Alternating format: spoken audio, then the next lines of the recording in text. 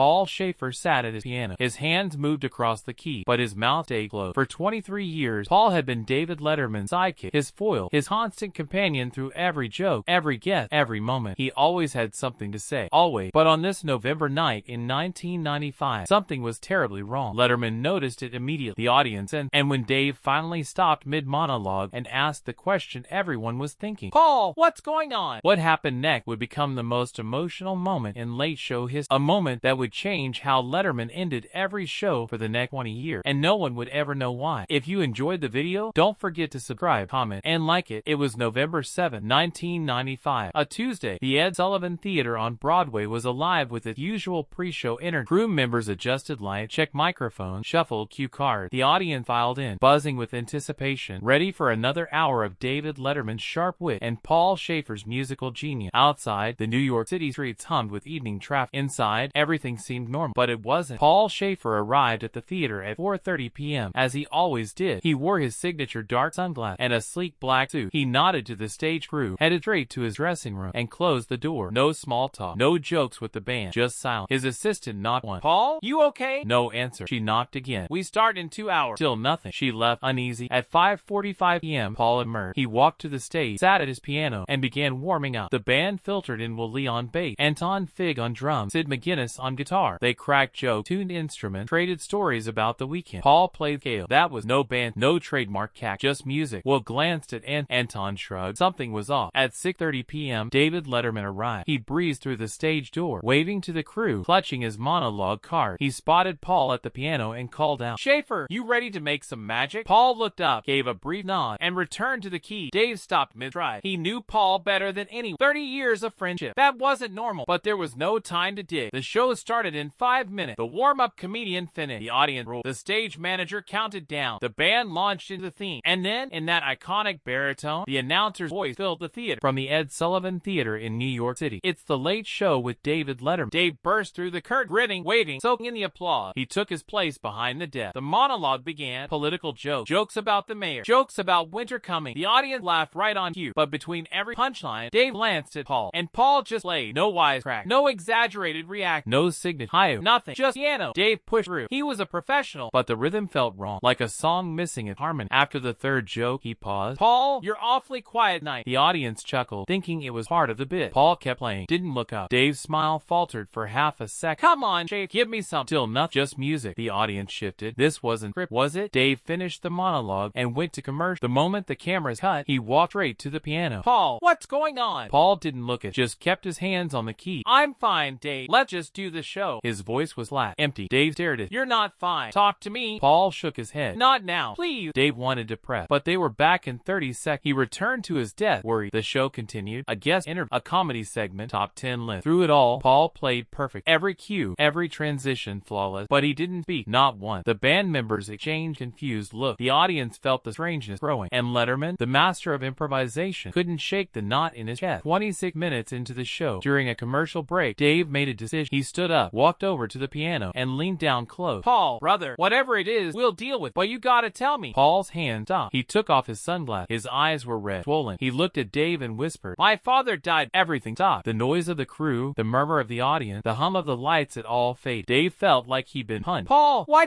are you here?" Paul's voice cracked. "Because this is where you watch me every night, from his living room in Thunder Bay, and I promised no matter what, I'd never miss a show." In the next 60 seconds, David Letterman would make a choice that went against every rule of television, and Paul Shaffer would do something he'd never done in front of an audience. What happened when they returned from commercial would leave the entire studio in tears. The cameras came back. Dave stood at his desk, but he didn't sit. He looked directly into the lens. His face was serious. No trace of the usual ironic mirth. "Ladies and gentlemen," he said quietly, "we're going to do something a little different tonight." The audience went silent. "Paul Shaffer's father passed away this morning." Gasps rippled through the crowd. Dave turned to Paul. "And he came to work anyway, because that's the kind of man Paul is." Paul sat at the piano, head down, his hand folded in his lap. Dave walked over, placed a hand on his shoulder. "Paul, you don't have to be here." Paul shook his head. "Yes, I do." His voice was barely audible, but the microphone caught it. He loved the show. He was so proud. Every time I called him, he'd tell me about something you said, some joke he loved. This was our connect. Dave squeezed his shoulder. "What was his name?" Paul looked up, tears streaming down his face. Bernard Shaffer." Dave nodded. He turned to the audience. "Bernard Shaffer, from Thunder Bay, Canada. Paul's father. A man who, apparently, had excellent taste in television." The audience audience laughed softly, a release of tension. But it wasn't just laughter, it was empathy. Dave looked back at Paul. The pianist's eyes were red and wet, his usually cool, mischievous expression replaced by something raw and small and wounded. "You want to play something for him?" Dave asked, his voice quieter than it had been all night, barely carrying past the first few rows of the theater. Paul wiped his eyes with the back of his hand, almost embarrassed by how visible he was. "I don't know if I can," he admitted. It wasn't a performance answer. It was the scared truth of a son who had just lost his father. Dave didn't stay standing above him like a host addressing his bandleader. Instead, he moved closer, lowering himself down until he was kneeling on the floor beside the piano bench, eye level with Paul. The audience could feel the shift. This wasn't show business anymore. "You don't have to," Dave said gently. "You don't owe us anything. But if you want to, we're all here. We'll listen." For a long moment, Paul just sat there, staring at the keys in front of him. His hands rested on his knees. His shoulders rose and fell with slow, careful breath. The audience waited. The band waited. The crew in the wing froze where they stood. And out in living rooms across America, millions of people leaned in toward their screens, sensing that something fragile was hanging in the balance. Then, slowly, almost reluctantly, Paul lifted his hand and placed them back on the key. He began to play. Not the usual bright late show theme. Not a jazzy vamp set up a punch. Not a playful, ironic riff. What came out of the piano was soft, tentative at first, then slowly surer, a melody that seemed to rise straight out of his chest. It was gentle and aching, each note landing like a small confession. The music floated into the theater and wrapped itself around every person in the room like a blanket. No one spoke, no one coughed, no one shifted in their seat. It felt like the entire building was holding its breath. Just Paul, the piano, and the weight of goodbye. After a minute, Paul's voice joined the music, thin at first, quiet, then gathering itself. "I see trees of green, red roses too." His voice cracked on. "Roses," and he swallowed, kept going. "I see them bloom for me and you." It took the audience a second to recognize, and then it hit them all at once. What a wonderful world. Louis Armstrong's classic, Paul's father's favorite song. Paul had heard it more times than he could count growing up. His father would hum it while stirring a pot on the stove, whistle it absent-mindedly while driving, sing it an octave too low while tucking Paul into bed at night, the sound rumbling through his chest. It had been the soundtrack to ordinary moments, a grocery list of small, quiet joys. And now, on national television, with the light hot on his face and a nation watching, Paul was playing it for him one last time. Dave stood beside the piano, close enough that the camera could frame them together. His hand stayed on Paul's shoulder, fingers curling lightly into the fabric of his jacket, as if he were holding him upright. Tears streamed down Dave's face, unchecked. He didn't dab them away. He didn't hide behind a joke. He just let them fall. The camera stayed wide, capturing both men in the same shot. The host and the bandleader no longer rolled, but two sons missing their father. Behind them, the band members were crying too. Willie had his head bowed, bass hanging from his shoulder like a weight. Anton Fig had draped a small towel over his face, his shoulders shaking. Horn players clutched their instruments, unable to lift them. In the audience, people wept open. A woman in the front row clutched her husband's hand with both of her, holding on like he was the only solid thing in the world. A man in his 60s removed his glass and wiped his eyes with slow, careful motion, as if not wanting to smudge what he was seeing. Paul's voice grew rougher with each line. "The colors of the rainbow, so pretty in the sky." His breath hit. He forced himself on. "And I think to myself." He closed his eyes on the final line, almost whispering it into the microphone. "What a wonderful world." The last note hung in the air like a held breath. The piano's sustained pedal let the chord shimmer and then slowly fade into nothing. Silence followed. Not the awkward kind, sacred silence. The kind that means everyone in the room is in the exact same emotional place at the exact same time. Dave reached down and pulled Paul gently to his. He didn't slap him on the back or make a quip. He wrapped his arms around and held on. The hug was long, real, not the quick, polite tap-tap you give a coworker. It was the kind of embrace that keeps a person from falling to pieces. The audience rose to their feet, a unified motion, a standing ovation. But the energy was different. It wasn't applause for a great performance. It was an offering, respect, love, shared grief made visible. Eventually, Dave loosened his embrace, but he didn't let go entirely. He kept his arm around Paul's shoulder, like he was saying, I'm not going anywhere. He looked at the camera, eyes swollen, voice thick and ragged. "We're not going to do the rest of the show," he said. "Not tonight. This is more important." In the control room, producers scrambled, headsets buzzing, schedules unraveled. None of it mattered to Dave. "Bernard Shaffer," he continued, saying the name slowly with care, "raised an incredible son, and tonight we honor." What happened next broke every rule of late-night television. No time, no seg, no advertiser-friendly structure, and yet it became the most watched hour CBS had aired in years, because sometimes the script really doesn't matter. Sometimes humanity matters more. Dave moved back to his desk and sat on the edge again, the formal barrier of the desk now more like a piece of furniture at home than a set prop. He gestured to the audience. "I want to ask you something," he said. "How many of you have lost a parent?" Hands went up. A ripple across the room, dozens of hands, some hesitating, some reaching straight into the air like they'd been waiting to be asked. "How many of you wish you could have one more conversation with?" This time, every hand in the theater rose. Some people raised raised both hands. Some lifted a hand while the other covered their mouth. Dave nodded slowly. So do I, he said. My dad died when I was college, and I think about him every day. He turned to Paul, who was still standing by the piano, eyes glistening. Tell us about your father, Dave said. Not as Paul Shaffer, the band leader, as Paul the son. Paul took a slow, shaky breath. He glanced down, then back up. He was a lawyer. Paul began, but he loved music. He's the one who taught me to play. He let out a tiny, broken laugh. When I was sick, he brought home this old upright piano. It was out of tune, heavy as sin. He and a neighbor lugged it into the living room. He stood there, hands on his hip, and said, Paul, you're going to learn this. The audience chuckled softly through tears, and I hated it at first. Paul said, all my friends were outside playing. I wanted to be out there with, but every night after dinner, he'd sit next to me on that bench. He'd show me chords, teach me songs, be patient when I messed up. He never yelled. He just kept saying, try again, kiddo. You've got it. A small smile tugged at the corner of his lip. When I told him I wanted to be a musician instead of a lawyer, Paul continued, I thought he'd be furious. I was ready for the lecture, but he didn't get mad. He just looked at me for a long time and said, then be the best damn musician you can be. The audience murmured moo. And when I got this job, Paul said, his voice thinning, when I told him I'd be on with Dave Letterman, he cried. I'd never seen him cry like that. He said, you made it, kiddo. You really made it. Dave's voice softened even more. Did he ever come to a show? Paul shook his head, tears spilling again. He was too sick the last few years, but he watched every night. My sister would call and say, Dad laughed so hard at the top 10 tonight. That's how I knew he was okay. As long as he was laughing, I knew. Dave turned back to the audience, gesturing gently toward Paul. You hear that? He said. Paul knew his father was okay because he was laughing. That's what we do here. That's what this silly little show is supposed to be. We give people a reason to laugh, to forget their troubles for a while, to feel connected. He paused, letting the idea settle. And tonight, he added, Paul gave us something even more important. He showed us it's okay to grieve. It's okay to fall apart. A man in the audience stood up, mid-fifth, slightly wrinkled suit, handshake. Mr. Letterman, can I say something? Dave nodded. Of course. My name's Rich, the man said. I lost my mom 6 months ago. His voice wobbled, and I haven't cried yet. I don't know why. I just couldn't. He swallowed hard. But watching Paul tonight, his voice finally broke. I think I'm ready now. Dave didn't stay at the desk. He walked down the steps and over to Richard, closing the distance between. Richard, he said softly, it's okay. Let it out. And Richard did. He sobbed deep, uncontrollable sobs that shook his whole body. The kind of crying that comes from a place locked away for too long. The woman next to him, a stranger a few minutes ago, put her arm around his shoulders and held him while he cried. Another woman stood up a few rows away. My husband died 2 years ago, she said. He loved the show. We watched it together every night. I haven't been able to watch it past, but I'm here tonight because my daughter bought me a ticket. She said, Mom, you need to laugh again. Dave's eyes flooded again. What was his name? He asked. Robert, she said. Robert Sullivan. Dave repeated the name with reverence. Robert Sullivan. We're glad you're here, ma'am. And I bet Robert is too. For the next 30 minutes, the Late Show became something else entirely. It turned into a kind of communal therapy session, a church service without liturgy, a memorial without cast. People stood and shared names, stories, little pieces of their lost ones. They spoke of fathers who fell asleep in front of the TV watching Dave, mothers who stayed up past their bedtime to catch the monologue, spouses who mocked the top 10 list and then quoted it the next morning. And Dave and Paul sat. They didn't rush. They didn't cut anyone off. They held faith. They nodded. They cried. They let people grieve. As the hour drew to a close and the weight in the room settled in something quieter, Paul Shaffer made a decision, a small decision on the surface, but one that would change the Late Show forever. And David Letterman would keep Paul's secret for the next 20 years. Near the end, Paul stood up from the piano bench. The audience quieted down again, sensing something important was coming. He cleared his throat and addressed them directly, something he almost never did. Thank you, he said simply, all of for letting me be human tonight, for letting me miss my dad. He took another breath. Steadier this. I'm going to make a promise. In honor of my father, I'm going to play What a Wonderful World at the end of every show. Not for you, not for the camera, for him. So he's always here. The audience erupted not in wild cheering, but in a powerful murmur of approval. People nodded, clapped slowly, some pressing their hands to their heart. It sounded less like applause and more like a room full of people saying, yes, do that. Remember him. Let us remember ours too. Dave stepped toward him, eyes shining. Paul, he said, we'll do it together. Every show. I promise. Paul looked at gratitude written all over his face. Thank you, Dave, he whispered. The show finally ended. No celebrity interview, no sketch, no top 10. Just humanity. Raw, unfiltered, real. As the credit rolled, Paul sat at the piano and played What a Wonderful World one more time. Dave stood beside, hand resting on his shoulder, head slightly bowed. The camera held the shot, refusing to cut away until the image slowly faded to black. The next morning, CBS received 15,000 letters, thick envelope, then one postcard, photo, people sent stories, old snapshot, memories of mothers, fathers, spouses, children, tales of night bed laughing in front of the TV when everything else in life felt too heavy. The network was overwhelmed, but Paul was. He asked them to send the letters. He kept them in boxes in his dressing room, stacked neat, labeled, worn at the edges from youth, and every Every night before the show, he'd open a box, reach in, and pull out a letter at random. He'd read one story, one name, one life, a private ritual, a reminder of why they did this, so that somewhere out there, in a living room, or a hospital, or a quiet apartment, someone could laugh, someone could cry, someone could feel a little less alone.